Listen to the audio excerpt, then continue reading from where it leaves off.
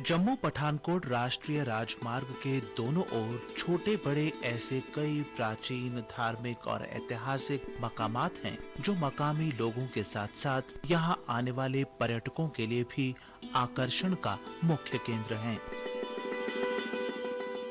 इसी राष्ट्रीय राजमार्ग पर दयाला चक से एक रास्ता बिलावर के लिए अलग होता है जो हमें ले जाता है एक ऐसे प्राचीन कस्बे की ओर जहां ऐतिहासिक, सामाजिक और धार्मिक महत्व के कई स्थान मौजूद हैं।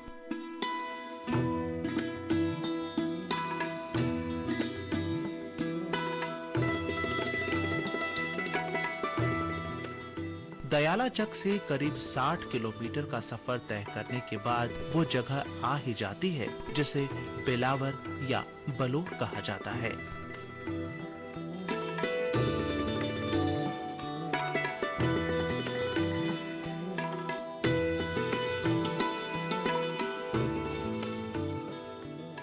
बिलावर एक प्राचीन ऐतिहासिक कस्बा है और इस कस्बे की खास पहचान है कस्बे के बीचों बीच वाक़ा पांडवों के समय का प्राचीन मंदिर जो यहाँ आने वाले हर एक पर्यटक के आकर्षण का केंद्र रहता है।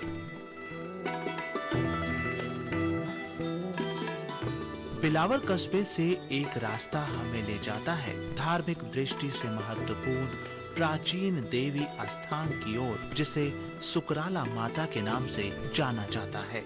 ये रास्ता बहुत ही खूबसूरत और दिलकश है।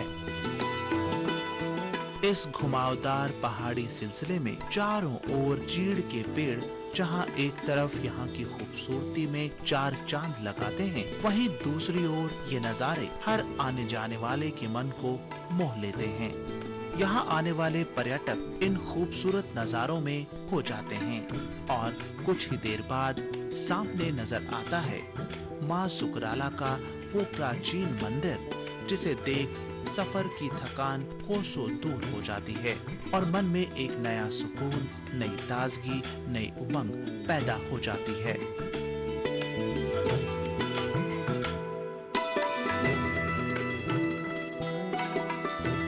एक खूबसूरत पहाड़ी तलहटी पर बसा ये मकाम सतह समंदर से 3500 फुट की ऊंचाई पर वाक़ा है जिसकी वजह से इसकी खूबसूरती अपने आप में नायाब तो है ही साथ यहाँ का मौसम, यहाँ की आबो हवा भी बहुत खुशगवार है।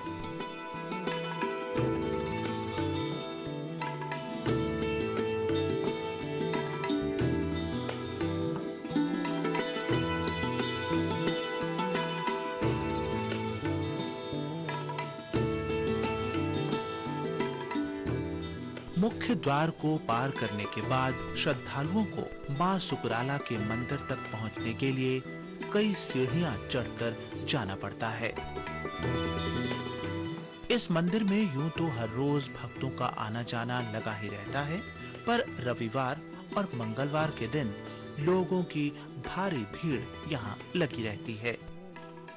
साल में 2 बार आने वाले नवरात्रों के दौरान तो मां के दर्शनों के लिए भक्तजनों को घंटों लंबी कतारों में खड़ा होकर अपनी बारी की प्रतीक्षा करनी पड़ती है।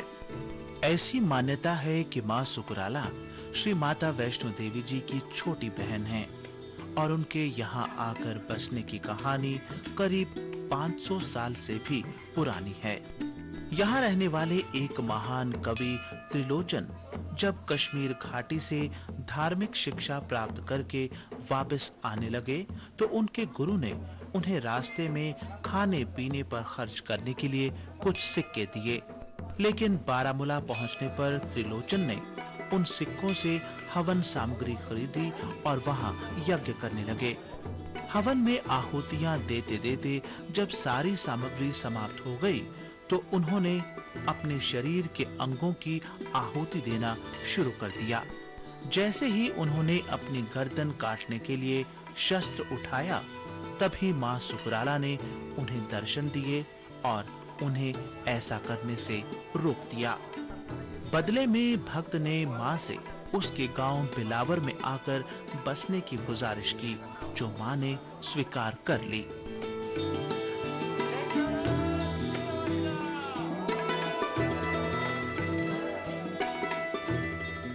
माता सुकराला के मंदिर में मां के शिला रूप के दर्शन होते हैं, जो कि धातु के बने सिंह पर सवार हैं। शेर के माथे पर चांदी का मुकुट शोभायमान है। ऐसी मान्यता भी है कि इस मंदिर का निर्माण हिमाचल प्रदेश के चंबा राज्य के राजकुमार माधो सिंह ने करवाया था। इसी के पीछे मां दुर्गा की वो आकृति नजर आती है जिसमें महिषासुर का वो वध कर रही हैं। मां की 4 भुजाएं हैं, जिनमें से एक में वे तलवार पकड़े हुए हैं। मान्यता चाहे जो भी हो, लेकिन ये बात तो स्पष्ट है कि सुकराला माता के मंदिर के लिए लोगों के मन में अकीदत बहुत गहरी है। तभी तो न सिर्फ राज्य के अलग अलग हिस्सों बल्कि दूसरे राज्यों से भी लोग खास तौर पर मां सुकराला के दर्शन करने यहाँ आते हैं। श्रद्धालुओं का विश्वास है कि सच्चे मन से मांगी हुई हर मुराद यहाँ जरूर पूरी होती है, और हो भी क्यों ना। अपने भक्त कवि त्रिलोचन को बचाने के लिए उसके आग्रह पर अगर मां स्वयं यहाँ प्रकट हो सकती हैं, तो भला दूर दूर से आकर सर नवाने वालों की मनोकामना को नामंजूर कैसे कर सकती हैं। कई भक्तजन यहाँ मुरादें मांगने आते हैं, तो कई मन की मुराद पूरी हो जाने पर मां का आभार प्रकट करते हैं। कोई दीप जलाकर, कोई धूप जलाकर, कोई झोली फैलाकर, तो कोई श्रद्धा से नतमस्तक होकर मां से अपने मन की बात कहता है। जिस प्रकार एक मां अपने बच्चे की हर एक इच्छा पूर्ण करती है, उसी तरह जगत जननी जो सारे संसार की माता है, जिसकी नजर में कोई छोटा बड़ा, गोरा काला, गरीब अमीर या अपना पराया नहीं, वो भी अपने बच्चों को यहाँ से निराश वापस नहीं भेजती। क्योंकि माँ के मंदिर की 3, 5 या 7 परिक्रमाएं करते इन लोगों के मन में श्रद्धा इतनी गहरी है कि किसी का मन भी पसीज जाए, और माँ तो आखिर माँ है।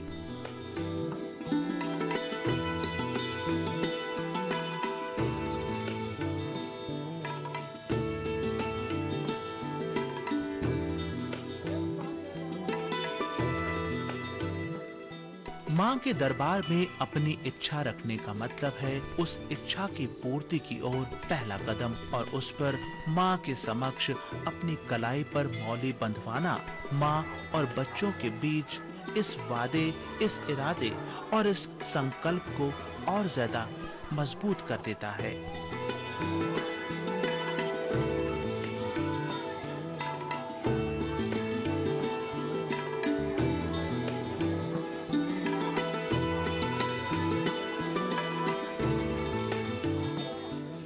मां के दिव्य रूप के दर्शन करके भक्तजन गदगद हो जाते हैं, और मां का प्रसाद ग्रहण कर उनके विश्वास और इच्छा शक्ति में और अधिक वृद्धि हो जाती है। ये प्रसाद केवल प्रसाद ही नहीं, मां का आशीर्वाद भी है, जो भक्तों पर मां की अनुकंपा न्योछावर करता है, उन पर असीम कृपा बनाए रखता है। सदियों से ये दरबार लाखों खाली झोलियां भर चुका है, और आज भी भर रहा है। तभी तो दूर दूर से मां के दरबार में हाजिरी देने लोग यहाँ चले आते हैं।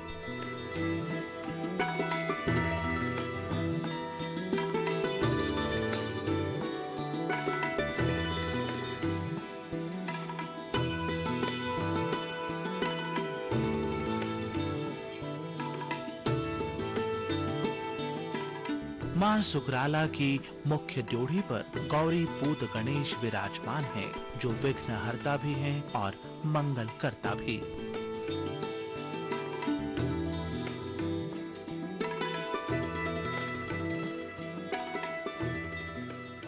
मंदिर परिसर में ही मां के शेर भी नजर आते हैं, जिन पर सवार होकर मां ने न जाने कितने असुरों का नाश किया और न जाने कितनों के जीवन को खुशियों से भर दिया।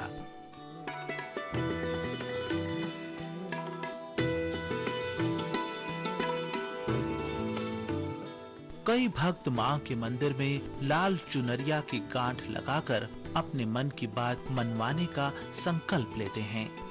इस मंदिर की निर्माण शैली अपने आप में दुर्लभ है, जिसे देखकर ही पहली ही नजर में इसकी शनाख्त हो जाती है। इस मंदिर की निर्माण शैली अपने आप में अनन्य, विचित्र व विरली है।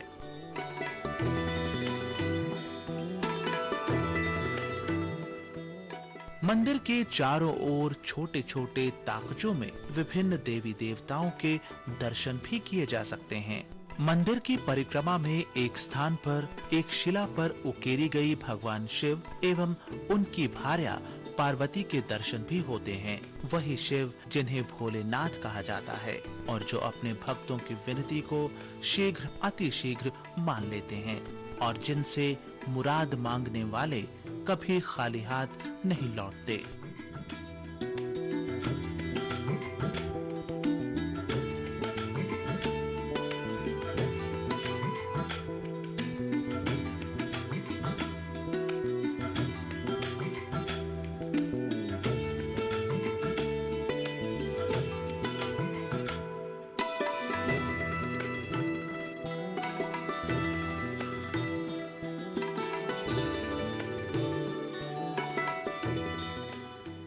यहीं पर एक प्राचीन बलि कुंड भी है, जहां कई बरस पहले देवी को खुश करने और उनके प्रति अपनी अकीदत प्रकट करने के लिए पशुओं की बलि दी जाती थी।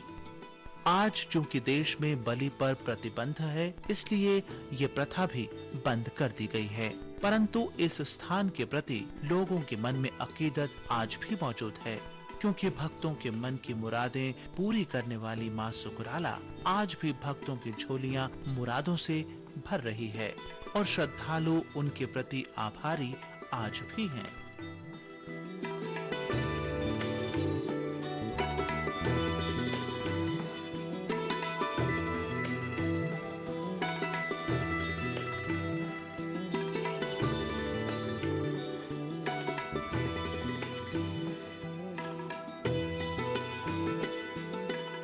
मां सुकराला के मुख्य मंदिर से कुछ दूर ऊपर एक प्राचीन चश्मा या बावली भी है, जिसे प्राचीन समय से ही बड़ा पवित्र और अहम माना जाता रहा है।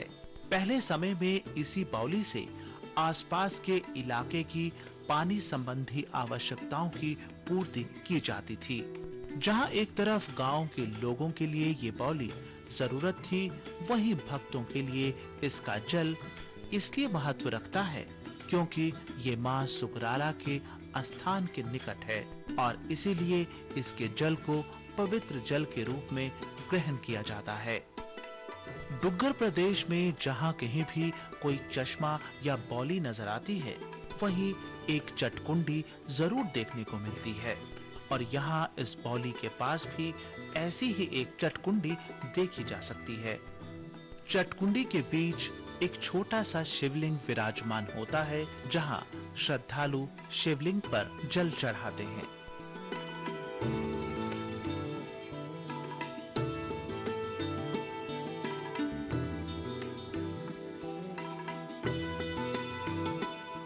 यहीं पास में कुछ प्राचीन मोहरे भी रखे गए हैं, जिन पर विभिन्न प्रकार के चिन्ह एवं आकृतियां उकेरी गई हैं।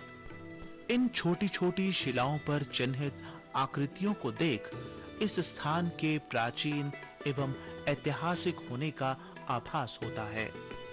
सदियों पुरानी ये निशानियां आज भी हमें उस दौर की याद दिलाती हैं, जब ये निशानियां पुरानी यादें न होकर रोजमर्रा की जिंदगी का ही एक अभिन्न हिस्सा थीं।